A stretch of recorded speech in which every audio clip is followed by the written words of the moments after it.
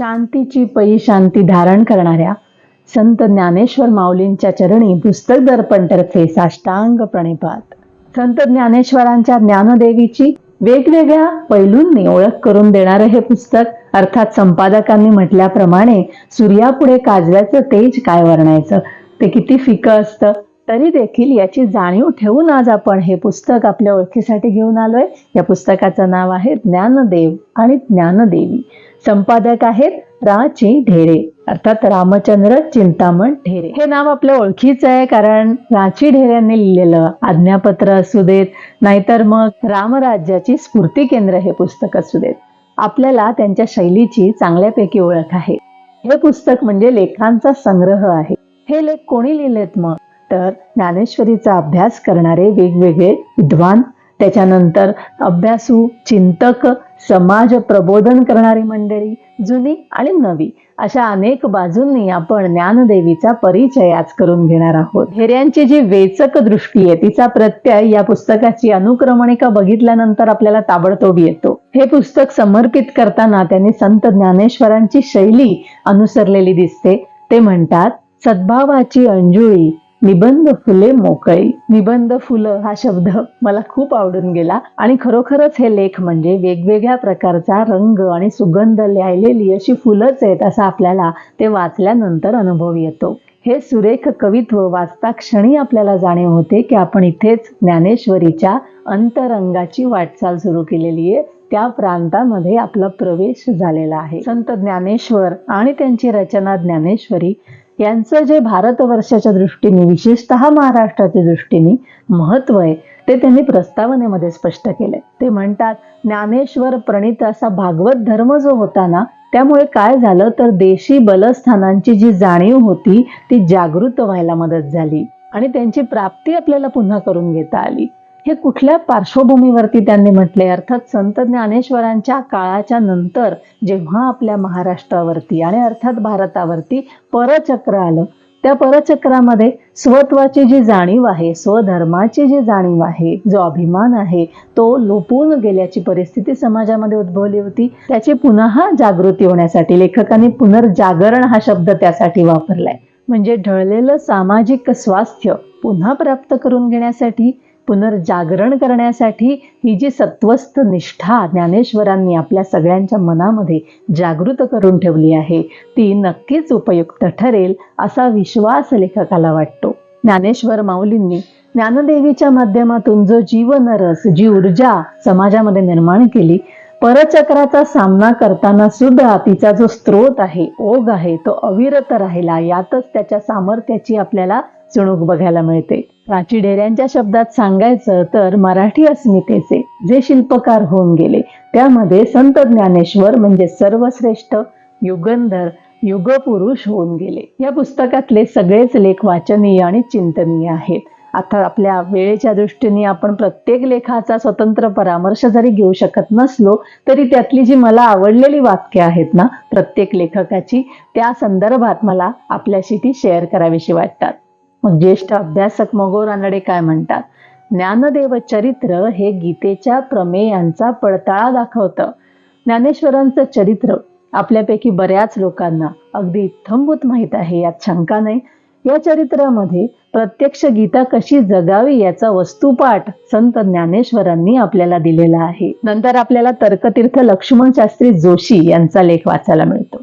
तर्कतीर्थ नाम ही काफी आहे असं म्हणतात ना. या व्यक्तीचा इतका तत्वज्ञानाचा गाढा अभ्यास आहे आणि ते व्यक्त करण्याची त्यांची एक खास कठीण अशी शैली आहे. सगळा लेखच अवघड अवजड अशा शब्दांनी आपल्या समोर ज्ञानेश्वरीचा एक पैलू मांडतो. पण त्यातला एक मला रुचलेला शब्द असा संव्यवहार्यता, म्हणजे स्वजातीमध्ये व्यवहार करण्याची पात्रता. स्वधर्म म्हणजे काय, संत ज्ञानेश्वरांच्या दृष्टीने स्वधर्म म्हणजे काय, याचं विवेचन करताना लक्ष्मण शास्त्रींनी हा शब्द वापरलेला आहे. म्हणजे देश काल परिस्थितीला अनुसरून आपली जी ड्युटी आहे, आपलं जे कर्तव्य आहे ते करणं, असा काहीसा अर्थ या लेखामधून माझ्या लक्षात आला.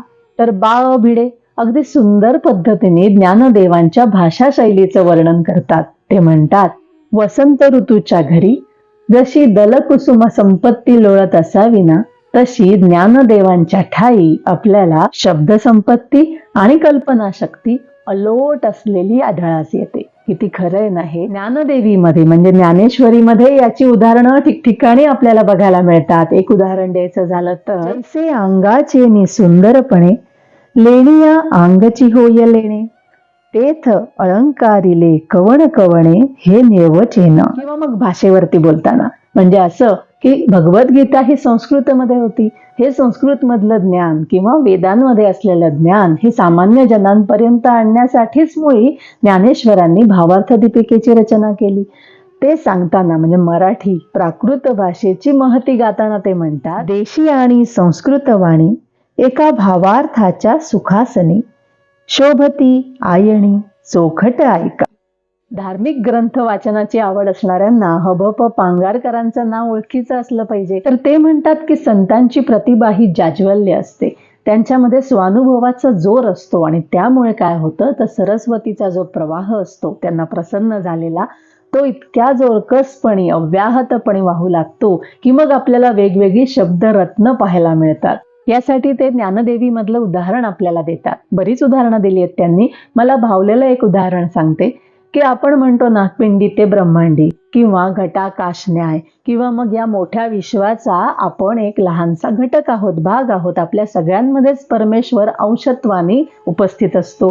तर याचं वर्णन करताना ज्ञानेश्वरी काय म्हणते, होका तरंगू लहानू परी सिंधूसी नाही भिन्नू, तैसा ईश्वरी मी आणू नोहे चिमा. ज्ञानेश्वरीमध्ये अद्वैत तत्वज्ञानाचा पुरस्कार केलेला आढळतो असं आपण वाचलेलं असतं. पण जे तत्वज्ञानाचे अभ्यासक दांडेकर आहेत, शंवा दांडेकर, त्यांच्या मते ज्ञानेश्वरीमध्ये शैव मत सुद्धा प्रतिबिंबित झालेलं दिसतं. आता हे शैव मत काय आहे, माझा काही त्या विषयाचा पुष्कळ अभ्यास नाहीये, पण या पुस्तकात जे वाचलं त्यानुसार सांगते की आपण जसं ब्रह्म आणि माया या गोष्टी, जीव आणि शिव यांच्यामध्ये अद्वैत आहे असं आपण अद्वैत तत्वज्ञानाच्या दृष्टीने म्हणतो, तसं शैव संप्रदाय किंवा शैव मत काय म्हणतं तर शिव आणि माया म्हणजे भगवंत आणि आपण यांना या रूपाने त्यांनी प्रतीक रूपाने वर्णन केलेलं आढळतं. शैव मताचे ज्ञानेश्वरी मधले जे दाखले आहेत ते आपल्याला या लेखामध्ये वाचायला मिळतात. ते तर वाचनीय आहेतच, पण दांडेकरांनी अर्जुनाला या दृष्टीने स्वानंद सम्राट असं म्हटलंय. मला हा शब्द फार आवडला. म्हणजे आध्यात्मिक उन्नतीतून ज्याला स्वानंदाप्रत पोचता आलंय त्याच्या सम्राटपदी आढळता आलं, कारण अर्थात त्यांनी भगवद्गीतेचं प्रत्यक्ष भगवंताच्या मुखातून श्रवण केलं होतं आणि म्हणून तो कोण बनला, स्वानंद सम्राट. इथे आपल्याला हेही वाचायला मिळतं की संत ज्ञानेश्वरांनी देव आणि भक्त यांचे जे आत्मैक्य झालेलं असतं ना ते अत्यंत सुंदर दाखले देऊन दृष्टांताद्वारे वर्णन केलेलं आहे. त्यातला एक दृष्टांत जो मला खूप आवडला तो आपल्याला सांगते. माऊली काय म्हणते की एक आरसा तशाच दुसऱ्या आरशाच्या समोर ठेवला तर मग कोणता आरसा कोणत्या आरशाचं प्रतिबिंब दाखवू शकेल, म्हणजे त्यामध्ये द्वैत कुठे उरलं. अद्वैत सांगण्याचा हा मार्ग हा खरोखर ज्ञानेश्वरी वाचताना मोहून टाकतो आपल्याला. ज्ञानदेवीमध्ये अशा सुंदर सुंदर दृष्टांतांची अक्षरशः उधळण केलेली आहे असं म्हणावंसं वाटतं. म्हणून वदी कुलकर्णी काय म्हणतात, ते म्हणतात की ज्ञानेश्वरी म्हणजे मुक्ती पलीकडच्या भक्तीचं विसर्जन करणारी एक नितांत सुंदर शांती कथा आहे. याचा जो अर्थ आहे ना तो समजून घ्यायचा असेल तर आपल्याला मुळात हा लेख वाचायला हवा. विवेक कसा असायला पाहिजे, म्हणजे माणसाने सगळं काही सोडून परमार्थ करायला हवा का, या प्रश्नाची उकल करताना म्हणजे नैष्कर्म्य शिकवते का ज्ञानेश्वरी, तर तसं नाहीये. त्याची उकल करताना आपल्याला एक ज्ञानेश्वरी मधली ओवी जी वाचायला मिळते ती अशी आहे, कार्या कार्य विवेकी शास्त्रेची करावी पारखी. म्हणजे इथे विवेकाचा रोल येतो, विवेकाची भूमिका येते. शास्त्राचं बंधन किंवा शास्त्राने ज्या परंपरा घालून दिल्यात त्या पाळायला तर हव्यात, स्वधर्म त्यामुळे निश्चित करता येतो, पण त्याही पुढे जाऊन माऊली म्हणते की आपण योग्य आणि अयोग्य, कार्य म्हणजे योग्य आणि अयोग्य हे ठरवताना विवेक बुद्धीचा अवलंब केला पाहिजे. त्यांचा गतानुगतिक होण्याला विरोध आहे. म्हणजे गतानुगतिक न व्हावं हे तर त्यांनी सुचवलंच आहे, पण त्याबरोबरच ते सांगतात की मोठेपणा हा सामाजिक प्रतिष्ठेवर अवलंबून नसतो, तर तो वैयक्तिक चारित्र्याच्या शुद्धतेवरती देखील अवलंबून असतो. तत्वचिंतक शंदा पेंडसे यांना ज्ञानेश्वरीमधून यज्ञ शब्दाचा नेमका अर्थ कोणता गवसला तर ते म्हणतात स्वकर्तव्य पालन, स्वधर्म पालन म्हणजेच यज्ञ. आचार्य विनोबा भावे आपल्या सगळ्यांना गीताईच्या रूपाने परिचित असलेले, त्यांना ज्ञानदेवीमधला आवडलेला भावलेला गुणधर्म कोणता तर ते म्हणतात कोमलता, मऊपणा. कदाचित म्हणूनच आपण ज्ञानेश्वरांना माऊली म्हणतो. माऊली आणि मऊपणा यांचा तर अन्योन्य संबंध आहे. ते कसं याचे दाखले विनोबांनी आपल्या लेखामध्ये दिलेले आहेत. ज्येष्ठ साधक शंगो तुळपुळे. आपण जेव्हा म्हणतो, सुरुवातीला आपण म्हटलं होतं की शांतिरसाचा आविष्कार ज्ञानेश्वरीमध्ये झालेला आढळतो.